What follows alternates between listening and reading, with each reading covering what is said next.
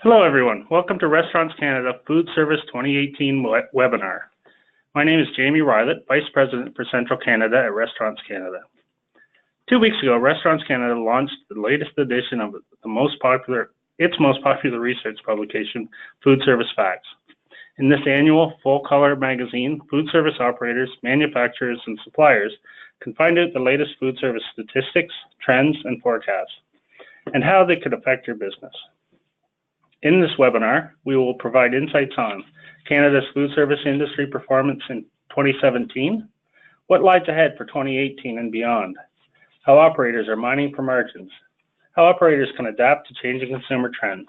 It is now my pleasure to introduce our speakers for today's session. Asad Amin has more than 15 years supplier-side research experience. His experience ranges from the setup, launch, and management of large syndicated studies, brand health trackers, and advertising copy tests. He has a proven track record across a multitude of sectors. Asad is the resident consumption expert at Ipsos and leads the Food Service Monitor and 5 tracking studies. Asad holds a BA in Economics from the University of Essex and an MSc in Operational Research from the London School of Economics. Also presenting is the driving force behind Food Service Facts, Chris Elliott, Senior Economist for Restaurants Canada. Chris manages and produces a comprehensive research program that has made Restaurants Canada a leading source of information for and about Canada's $84 billion food service industry.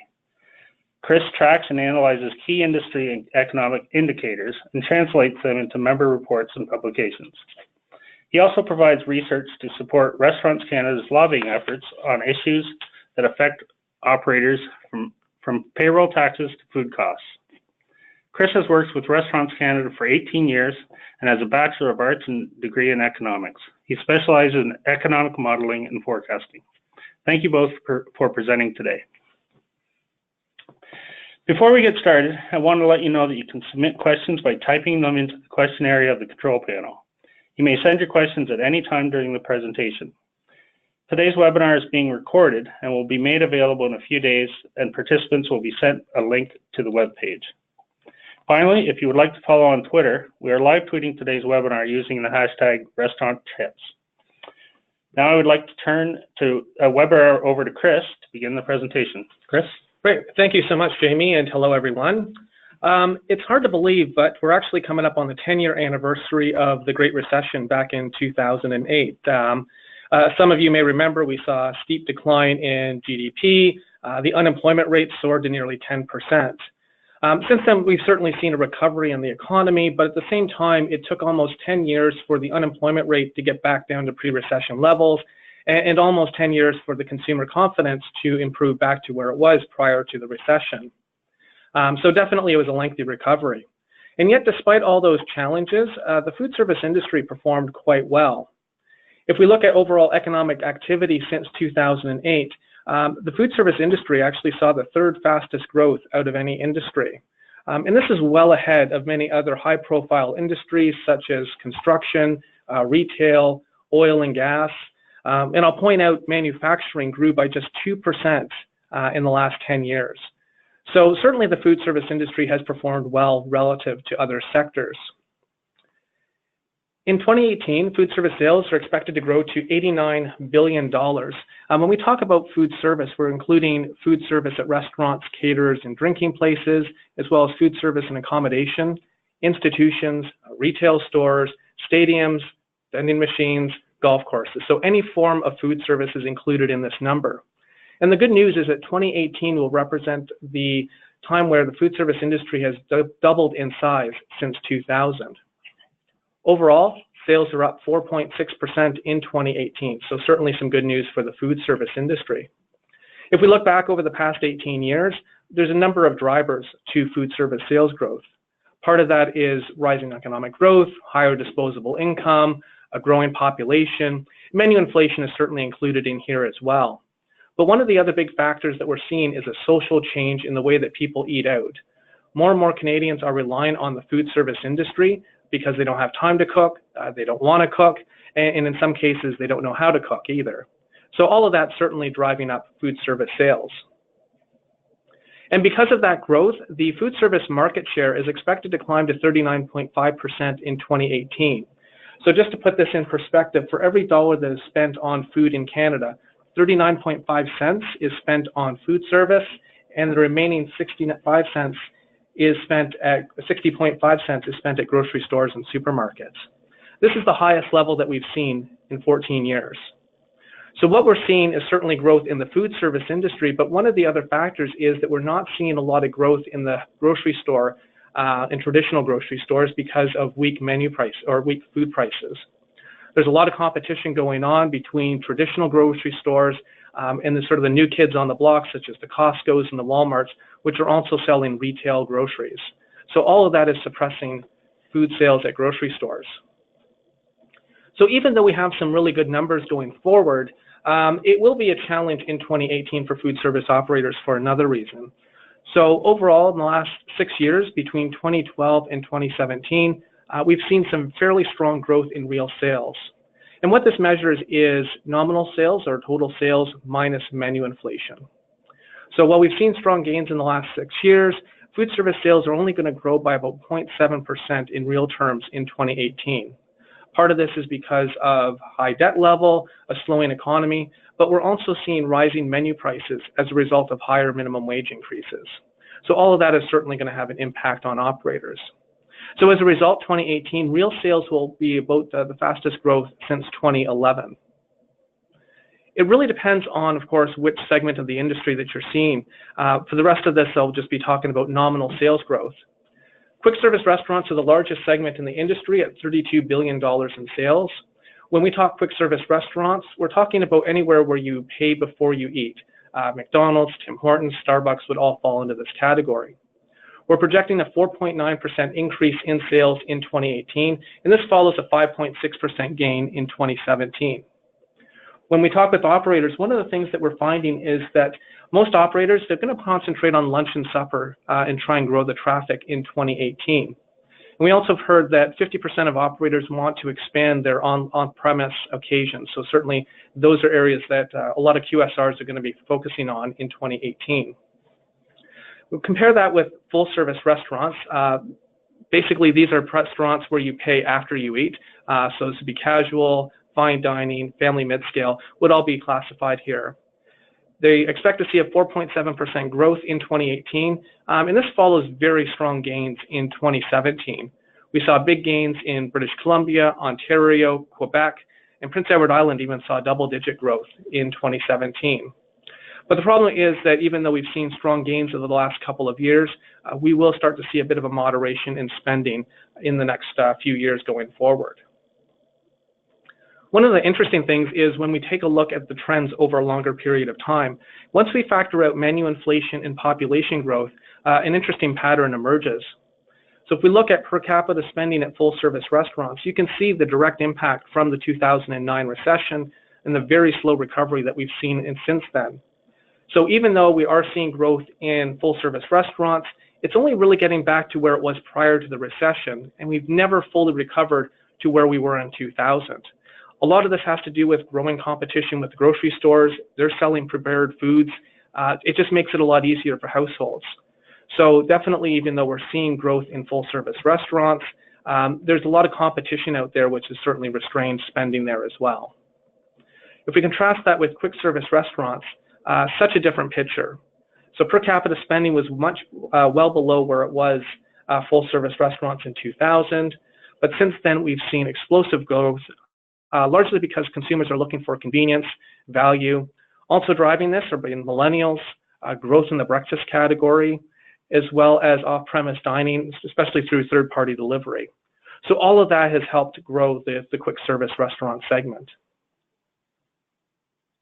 Caterers is one of the other areas that we track quite regularly. This would include the contract catering, such as the Sodexos, Aramarks, Compasses of the world, as well as social catering and mobile catering.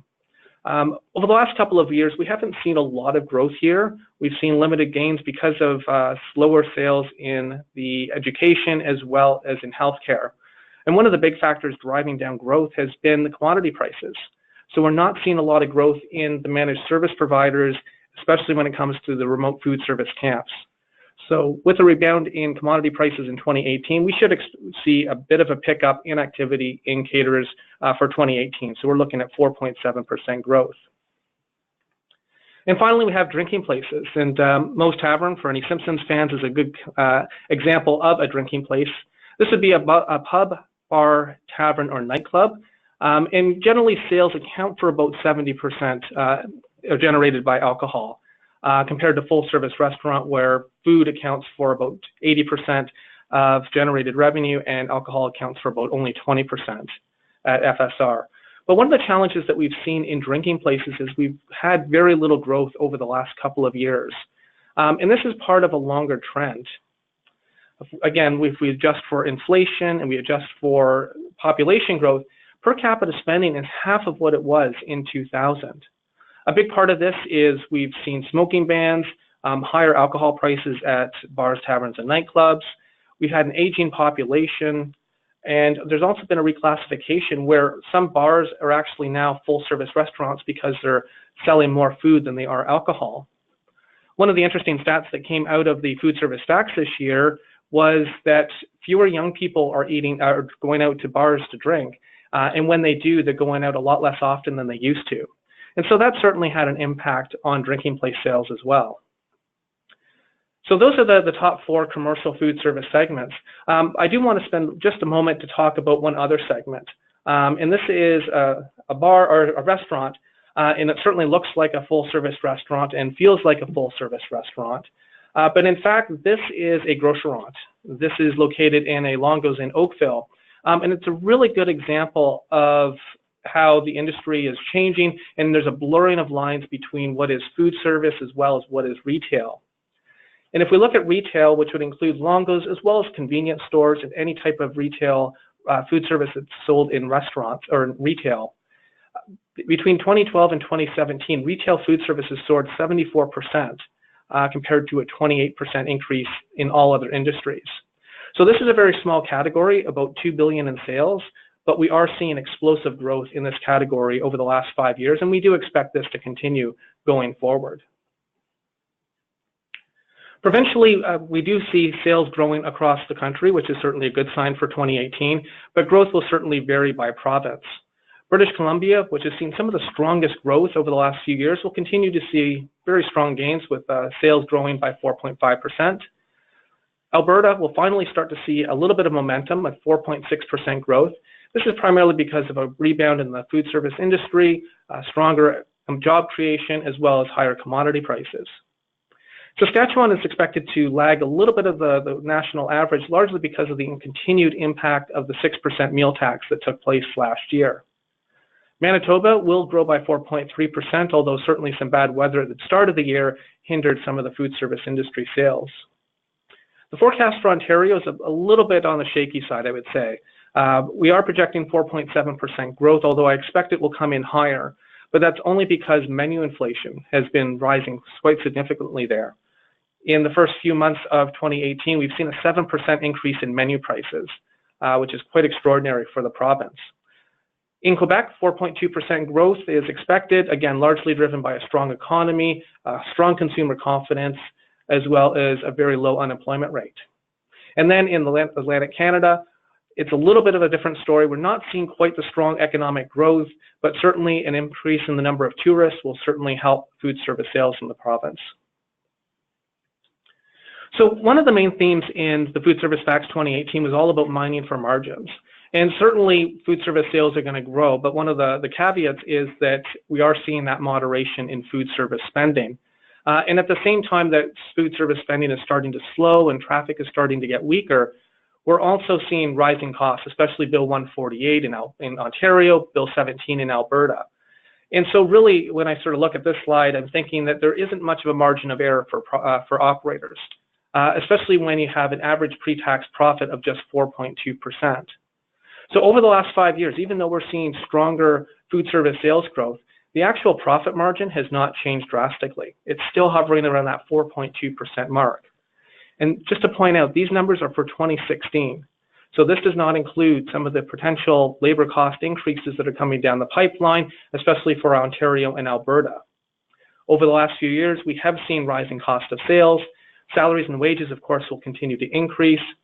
Rental and leasing has also put a big squeeze on operators in the last couple of years. And finally, utilities is another area where we're starting to see a lot of operators being concerned about these rising costs. It certainly does vary by province in terms of your profit margin.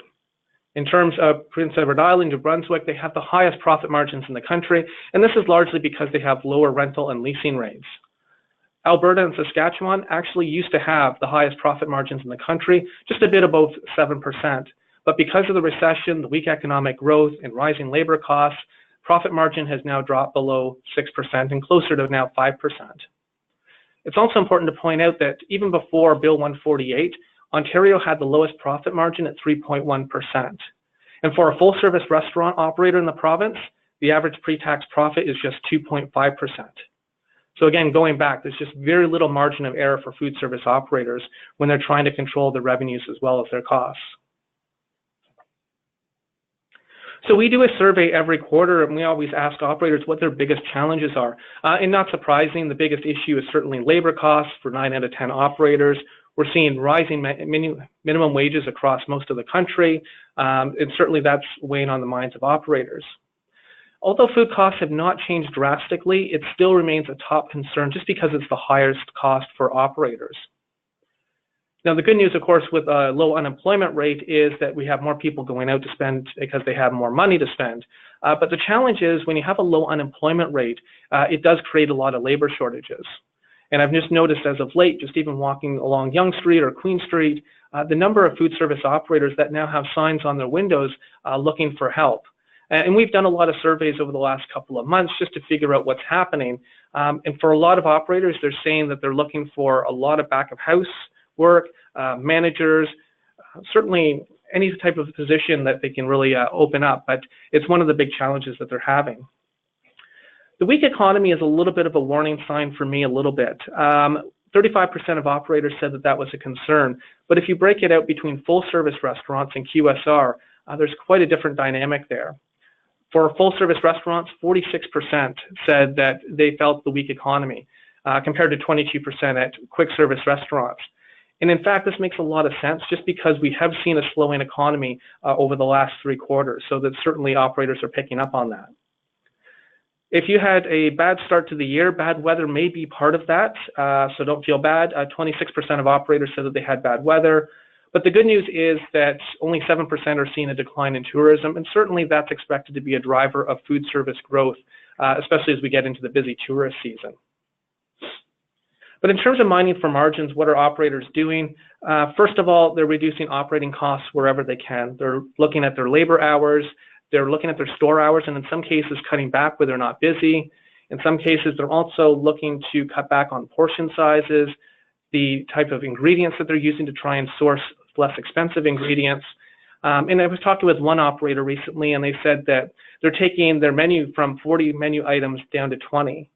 So again, they're just looking for any opportunity to try and reduce costs. 6 out of 10 operators are looking to improve guest experience, and I think this pretty much goes without saying. They're going directly to the customers to find out what's happening, how they feel about the service, and really trying to build loyalty with their customers. Another 6 out of 10 operators are raising menu prices, and again, this is in direct response to what's happening with higher minimum wages across the country. And as I stated before, in Ontario, menu prices are up almost 7%, which is certainly the highest that it's been in terms of menu inflation since 1991. And finally, just want to point out that 1/4 of operators are also looking to add a new profit center. So this is looking for new ways to grow their sales. This could be either through holding special events, looking at third-party delivery, any type of way to try and grow, especially we're seeing a lot of growth in the caterer segment here as well. So at Restaurants Canada, we do a lot of economic and food service forecasting, and we have an econometric model where we look at things like real GDP, disposable income, the unemployment rate, and tourism to forecast food service sales. So if we look over the long term, the strong gains that we've seen in the economy certainly are not going to carry forward. It cannot continue to grow at that type of a rate. So we're going to see a more sustainable pace of growth for disposable income, as well as for retail sales. It's remarkable to see retail sales that had grown by 6.4% in 2017 going to grow by only about 2.2% over the next 5 years. So that's a drastic moderation in spending on the pace of consumers. Part of this is because of a slower economy, weaker disposable income growth, but the biggest part is going to be household debt, and this is something that's been in the news quite a bit lately. Total Canadian household debt in Q4 2017 totaled more than $2.1 trillion. And to put that into perspective, the overall size of the Canadian economy is also just over $2.1 trillion. And the big concern we have here is that as we start to see rising interest rates, consumers are going to start to be very careful about their spending. And if you talk with any financial analyst, they're going to say you need to brown bag your lunch, you need to bring your own coffee to work. So this could have a direct impact on food service operators. And we're already seeing that with consumer confidence. Between 2012 and 2016, there was very little movement in consumer confidence. It was hovering at or below 100 basis points. Over the course of 2017, because we saw a big increase in employment, a stronger economy, in fact, the strongest economy of the G7 countries, we saw a healthy pickup in consumer confidence. And that's certainly good news, but at the same time, we're starting to see that decrease. There's a lot of uncertainty on NAFTA, certainly now with the tariffs, rising interest rates. People are now worried about making big ticket purchases. So all of that's having an impact on their spending. So it's going to be interesting to see how that carries forward for the rest of the year. So in terms of what that means for food service sales at the commercial level, overall, 4.6% growth is expected in 2018. And then as we start to see a moderation in economic growth, slower population growth, we'll start to see a slowdown in food service sales. It's just not going to continue to grow at the strong pace that it has. And once we adjust for menu inflation, over the next few years, we're really looking at average annual growth of about 1%. So this is on par with what population growth is. It's also important to point out that by 2022, the food service industry is expected to surpass the $100 billion mark. So it's going to be a big milestone once we get there. So throughout the food service facts, we've added a lot of industry insights from experts in the industry, and I was happy that Asad could be part of that as well. But I wanted to include one from Hugh Johnston because I think it really captures what's happening. He said that the industry's challenge will be to continue to grow traffic by providing innovative ways for consumers to enjoy their great food service offerings in a way that works in a more cash-strapped world.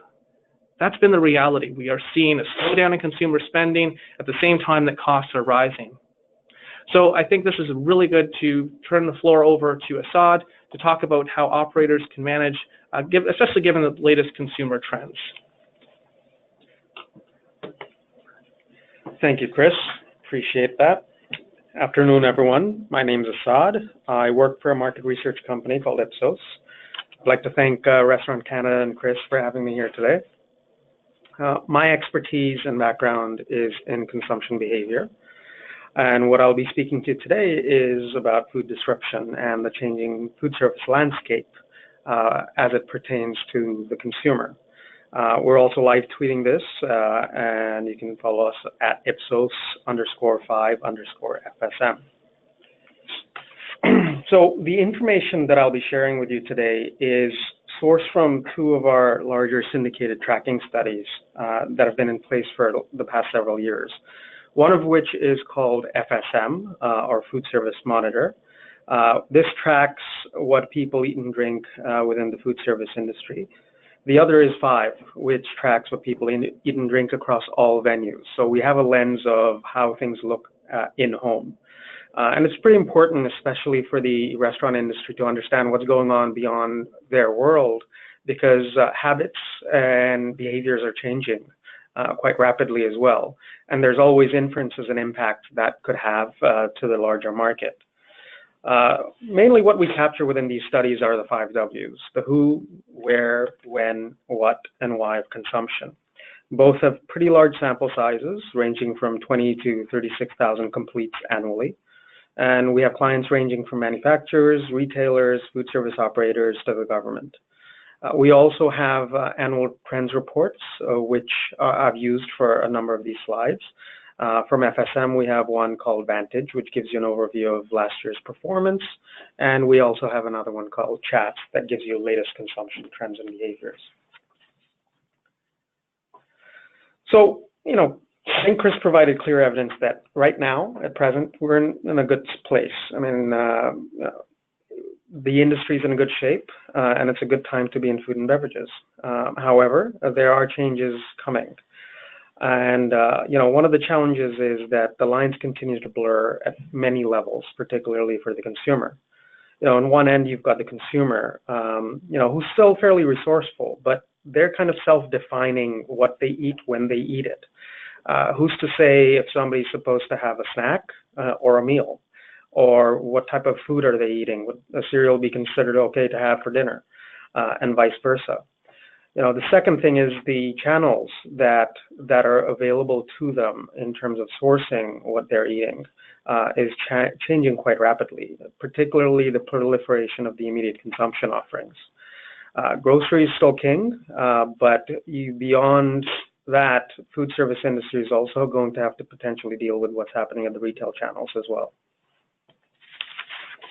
So, let's start with dinner as a starting point. It is arguably, well, not arguably, from our data, what we are seeing is that people spend the most time during this particular occasion as well as the most money. Usually it's not rare that at 4 o'clock I'll get a text from my wife saying, "What are we having for dinner?" And I'm like, "I have no clue. We'll figure it out once we get home." And we have a survey which we track over time to see exactly when these types of decisions are made. And for third year in a row, over half of all dinner decisions are a day of event. And we've got busy lives. You're thinking about commute, you're thinking about work, you're thinking about what you're going to pick up your kids if you have them. A lot of decisions to be made, and here's another one to add to that, which you don't want to use that energy towards. I mean, we actually see that 1 in 5 decisions are actually made when the meal preparer actually gets home and sees what they have on hand. So the opportunity exists to create solutions that target time. It eases the overall decision-making process, and there's definitely something to tap into. Chris alluded to convenience, and there's definitely that key factor that's driving consumption behavior in general. Now, what we have here is kind of a display in terms of the continuum of convenience at dinner. We observe different format choices that are used at dinner, and there you can see there's a definitive flow in terms of time and energy spent to prepare a meal, everything from cooking something from scratch to getting delivery services. And now, traditionally, most of these things would take a lot of time, but then your bandwidth pretty much has been reduced considerably as well. So what you're seeing now is that within 30 minutes, you have all of these other options available to consumers, and you have that compacted timeline to deliver them. So, you have a larger competitive set for consumers. They have more choice available to them. So it's important for you to consider, where do you fit, and what is your point of differentiation relative to the other offerings around you? One of the formats here is HMR and grocery runs, and Chris mentioned how well they're growing. We've seen the same thing within our information. Retailers are now providing solutions beyond the products that they have, and this obviously is going to be a larger focus for them when we know there's deflation at play, and this is a growing segment of their base, and we see that that's obviously driving growth for food service as well. And it's certainly here to stay.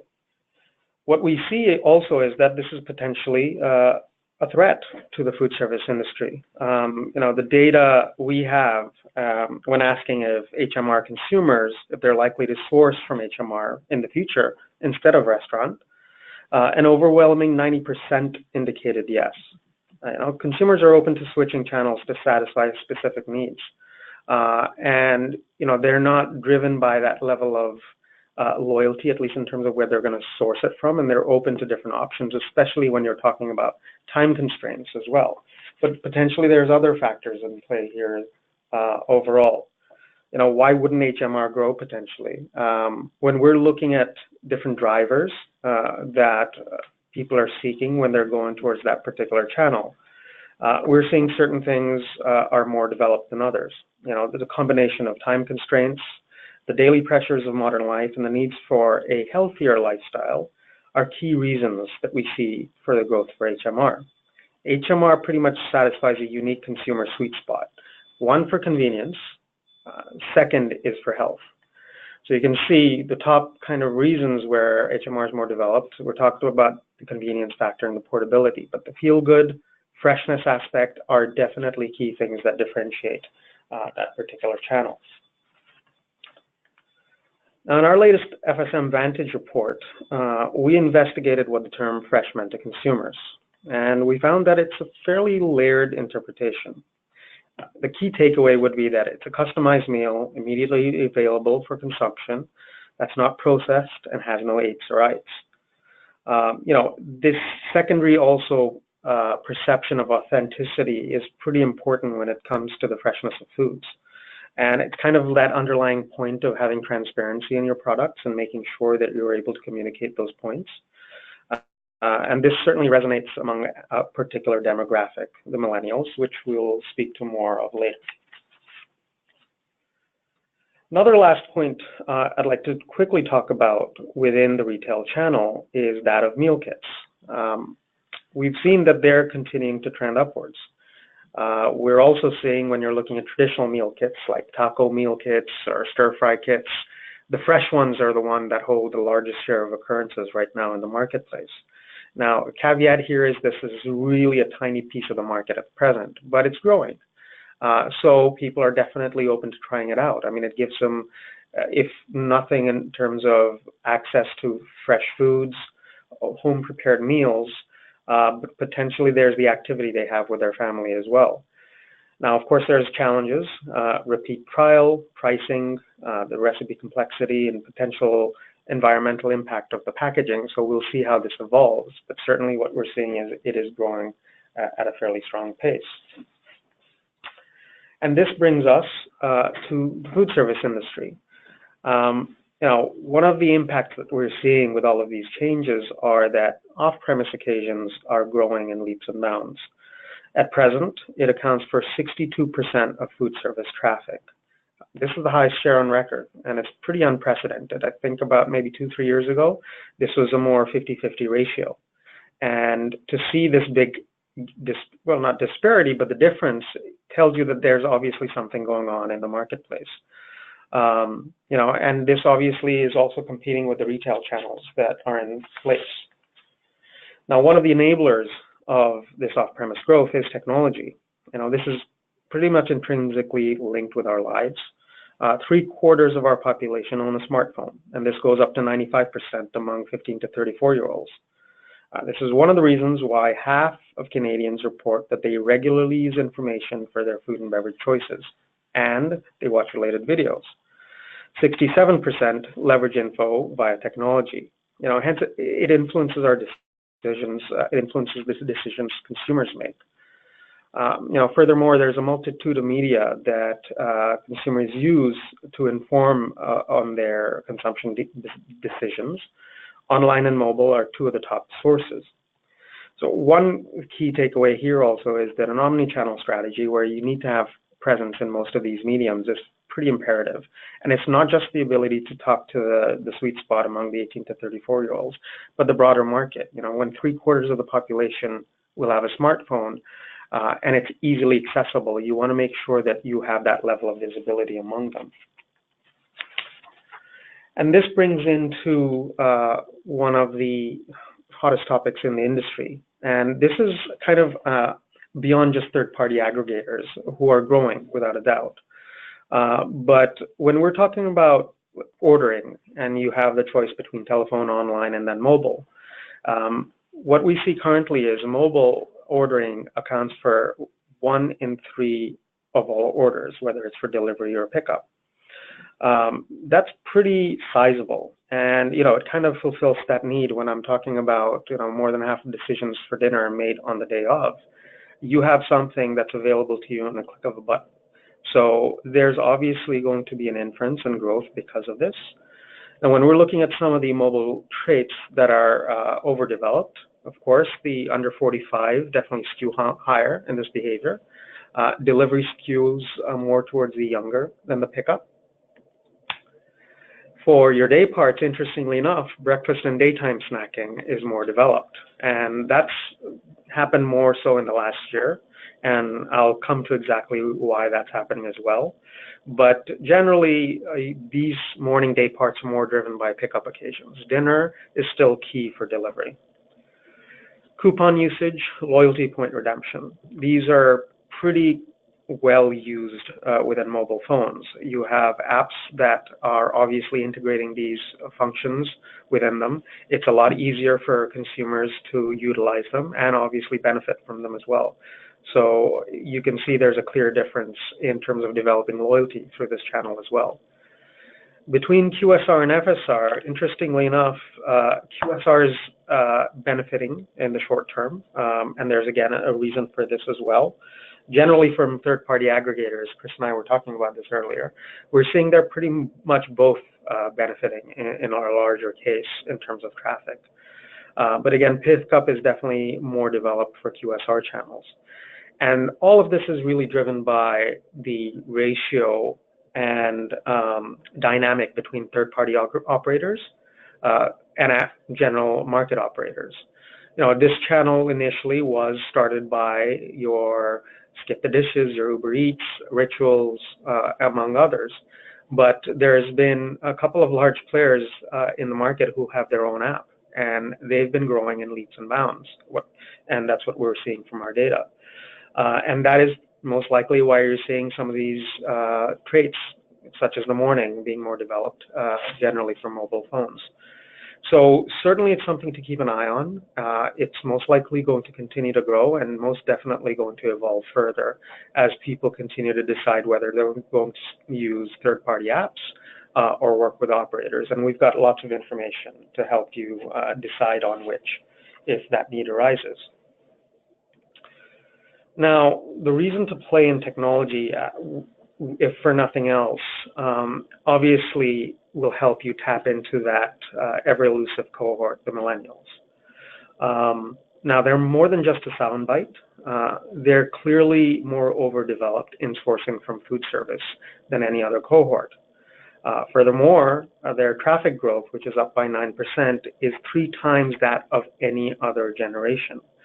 So, you know, if you're kind of sick and tired of hearing this particular group of individuals, there's a reason why everyone keeps on repeating them, and that data supports that. Now, the key thing to remember is that they're not a homogeneous cohort. It's not one size fits all. They are fairly different, and there's definitely clarity in terms of understanding how they fragment as well.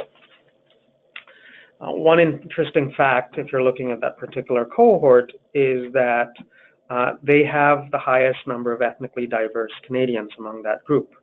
A third of visible minorities are millennials versus a quarter of non-visible minorities.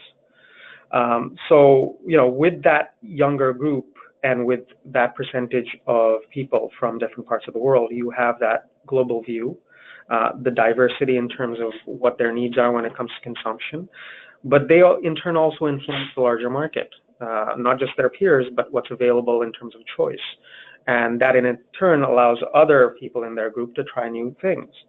And I think that's one of the things that's key to not pigeonhole this particular group.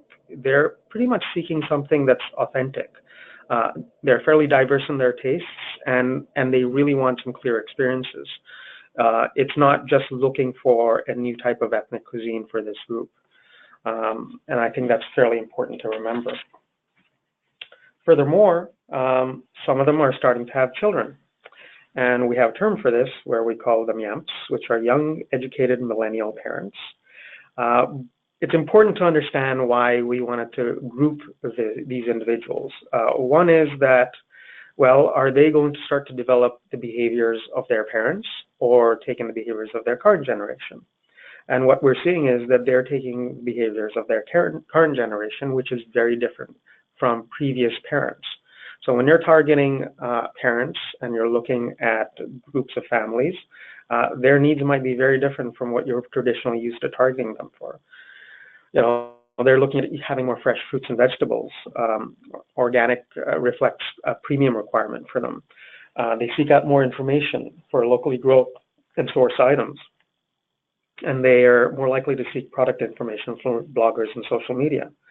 Now, this group is going to have a fairly large spending power in the future, and they will have a large sphere of influence as well. So tell them why they should consume at your restaurant, why they should consume your items, and tell them as often as possible in the right types of mediums.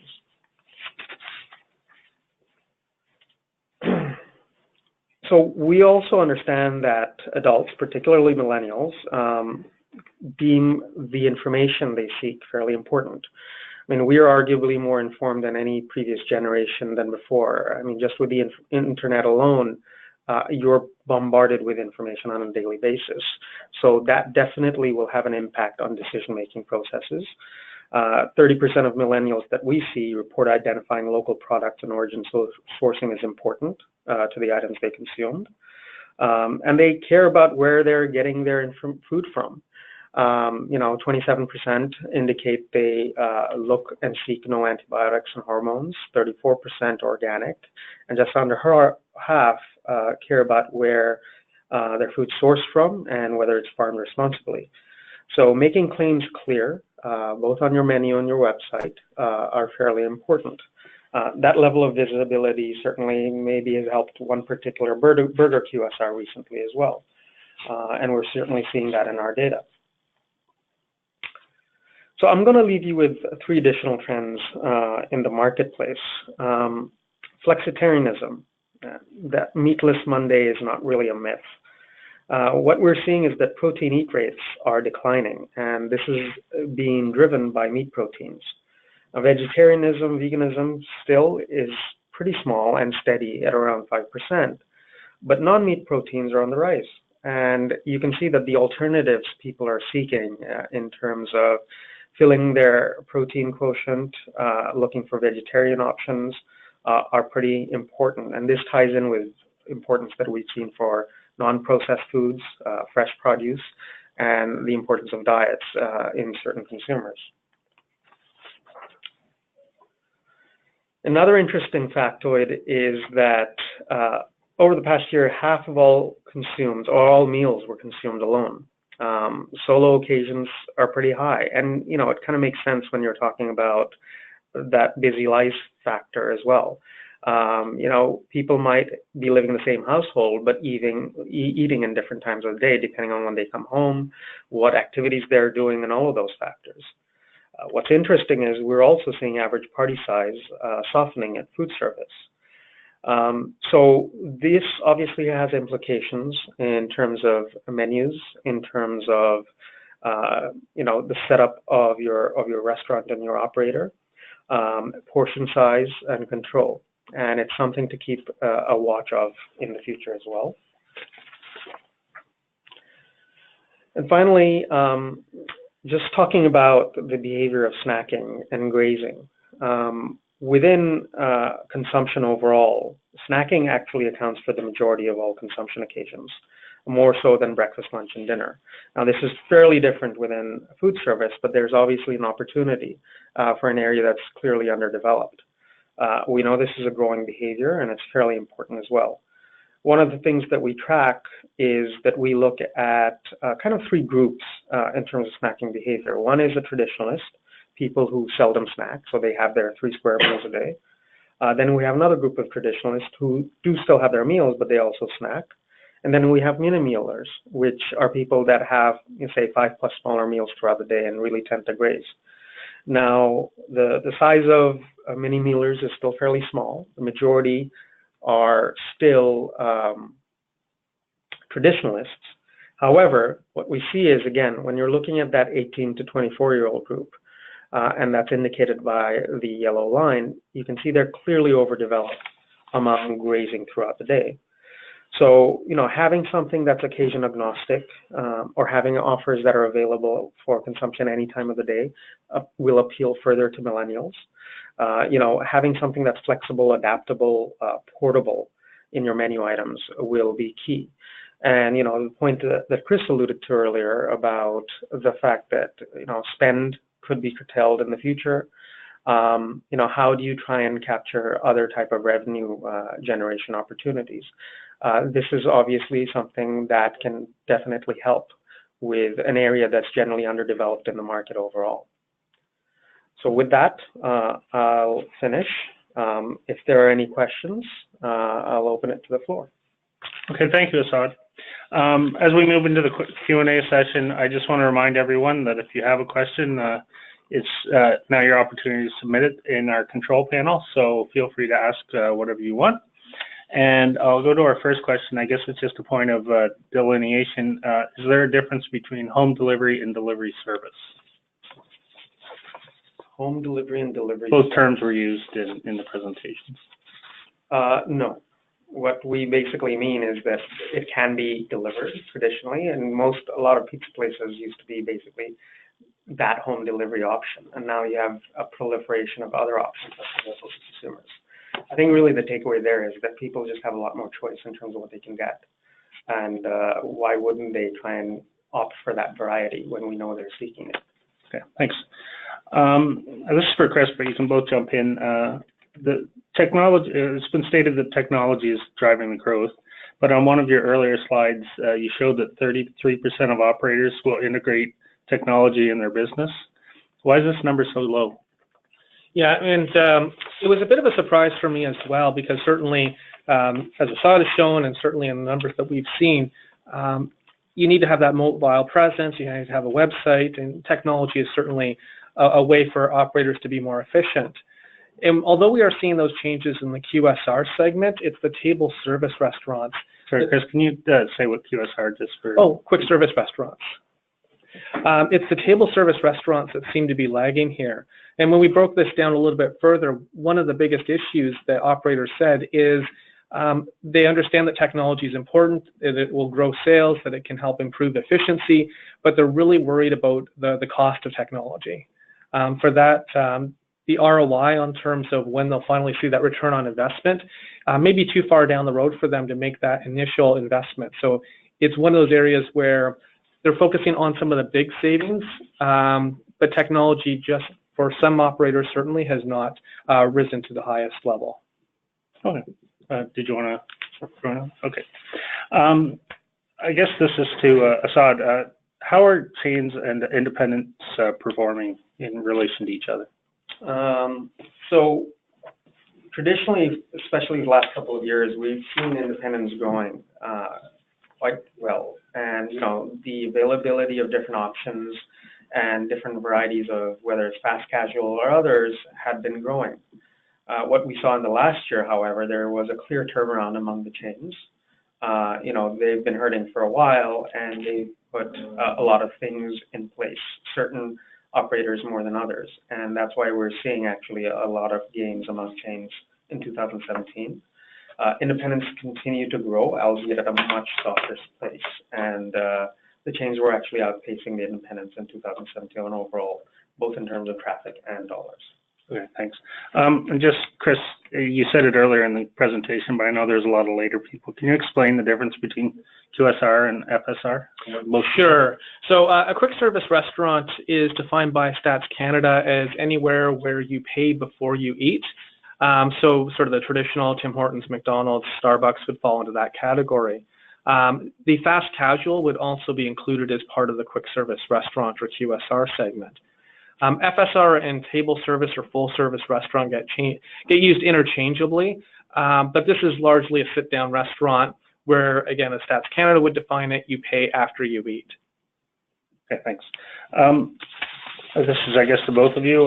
With the movement toward off-premise, is there any stats on the frequency of use? Frequency in terms of how frequently they actually look at consuming off-premise?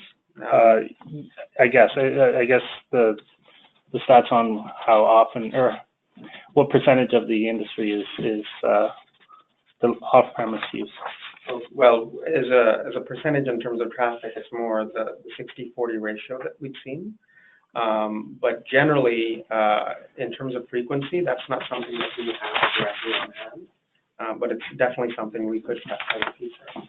I don't know, Chris, if yeah, I don't have that information, but just to follow up on that, in terms of just overall traffic, there is quite a difference between the quick service restaurants and table service restaurants.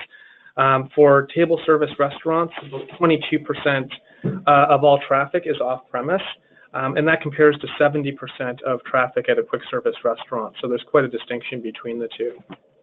Okay, and are you seeing this additional delivery, is it incremental of sales or is it cannibalization from existing sales? And that's a little early to tell in terms of what's happening, and over time, that's something definitely we want to track as well. Okay. What's the average number of employees per business in the sector? Yeah, we've got that number. So it was sort of an interesting stat. So there's 16.6 employees per unit in a restaurant. Just to put that into comparison, the grocery store industry has about 4.4 employees per million in sales, and gas stations is 1.5 employees per million in sales. So certainly the food service industry is much more labor intensive relative to the other sectors out there. Okay. Are you seeing any development or movement in these numbers? Especially, it really depends on the province. Quebec and British Columbia have certainly seen some growth in the job market, largely because it's a booming economy, and that has led to stronger food service spending and certainly increased employment in those provinces. Ontario, because of the rise in the minimum wage, we haven't seen much of a movement in terms of employment, either up or down. But what we have seen is certainly a pullback in terms of the number of hours worked per employee in Ontario because of the minimum wage. So there has been an impact there. But it really won't be until the long term that we'll start to see what the long-term effects will be from the Bill 148. Okay, thank you. Asad, how do you define a premise? So our definitions of on-premise is that consumers would have had to consume at the restaurant. Off-premises, they could have sourced it from the restaurant, but they consumed it elsewhere, whether it's their home, whether it's in the office, any other location. And that's pretty much how we define the two. Okay, thank you. How do you see the outlook for venues that are multifaceted, full-service full-service restaurants with recreation in the future? So kind of hybrid options. Yeah. I can say, such as the rec room that's new. Yep, exactly. Well, I can definitely say that's something that we've seen trending for some time. I've spoken about a bunch of hybrid restaurants prior to the restaurant's rec room opening, whether you're talking about smaller independents that have arcade machines, or even offer laundry services, or offer a haircut. You've got Leslieville Pubs from the East End, where you've got a gas station and they've got great barbecue. And of course, Cineplex started offering food at some of their VIP venues. There's the key thing with on-premise is there's a need for ambiance and activity, and this is definitely something that you can use to draw your consumers on-premise, and they're definitely looking for that experience. So certainly, I think it's potential to grow further, and I think there's definitely demand from it, from what I've seen. Good, thanks. Over the years, we've been talking about breakfast as being the biggest growing sector. Now you're talking about snacking is now coming on as big. Is there a time of day that the snacking is predominantly taking place, or is it any time throughout the day? Good question. So first point of clarity is, in terms of size, that size is not at food service. It's in totality. 80% of consumption occasions occur at home. Food service accounts for around 20. So when you're taking all of that into consideration, that's when snacking is generally higher. I mean, we graze in the office throughout, even at home, you're snacking or you're watching movies, etc. Having said that, because we're seeing that behavior grow, we feel that there's a lot of opportunity within food service because currently we are really underdeveloped relative to consumption elsewhere. Now, the opportunity in terms of the occasion that is the largest, and this accounts for both at home or within food service, is the afternoon. That's the largest. It's also been growing for some time. Usually breakfast used to be the most fit meals of the day, and these days it's lunch actually.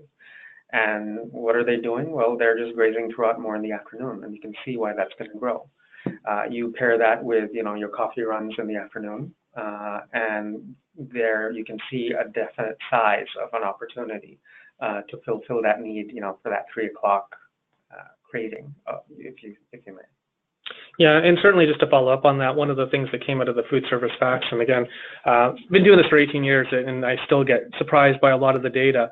But when we looked at just exclusively the quick service restaurants, and this is using Asad's data, snacking traffic accounts for a third of all visits to a quick service restaurant, which is the highest of any day part. So even though it carries a smaller average check size, and certainly just in terms of traffic, quick service restaurants, snacking is certainly a key component of that. Thanks. This is a question about millennials, a statement that they want to know where their food comes from, but do they visit QSRs? I guess the question is, QSRs continue to go up, but and millennials say they want to know where their food comes. How do you square this circle? Well, definitely they visit. I mean, they're visiting through pretty much all venues, but there's no doubt about the need within the QSR segment. And in fact, that could be a very large component of it as well. I don't have the data in front of me, but when we're talking about, let's say, even the example with ordering via mobile apps or through third-party aggregators, we've seen that both QSR and FSR channels have been benefiting, and it's a large portion of it is being driven by millennials. So the demand's there. It's a matter of, I think, catering to their need in terms of whether it's the taste or the authenticity. But there could be lots of factors in terms of nostalgia down the road as well. So I think there's definitely enough traffic among millennials at QSR. Okay, and we're seeing a lot of QSRs are now talking about where their food comes from, and I assume that's the same trend. Absolutely. And it's part of the antibiotic-free, homeroom-free as well. Like some chains have really locked onto that, and certainly have brought in a lot of millennial traffic just because of that. Right.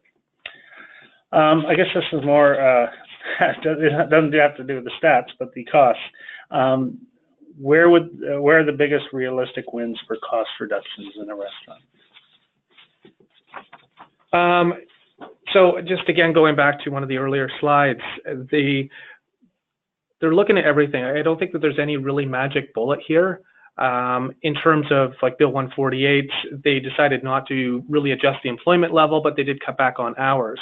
Where they're looking is to change suppliers in some cases, just to see if they can try and get more of a discount. They're looking at using less expensive menu ingredients. They're renegotiating rents and leasing. They're really looking at a variety of ways. So there's not really one element of that they're doing. The costs are going to be what they are. So I think operators are now also looking, how can I expand my revenues if that's the case? And certainly third-party delivery is a big component of that, special events, catering, anything to try and grow revenues. But it's really a challenge out there for operators because, as you've seen, there's very little movement in the profit.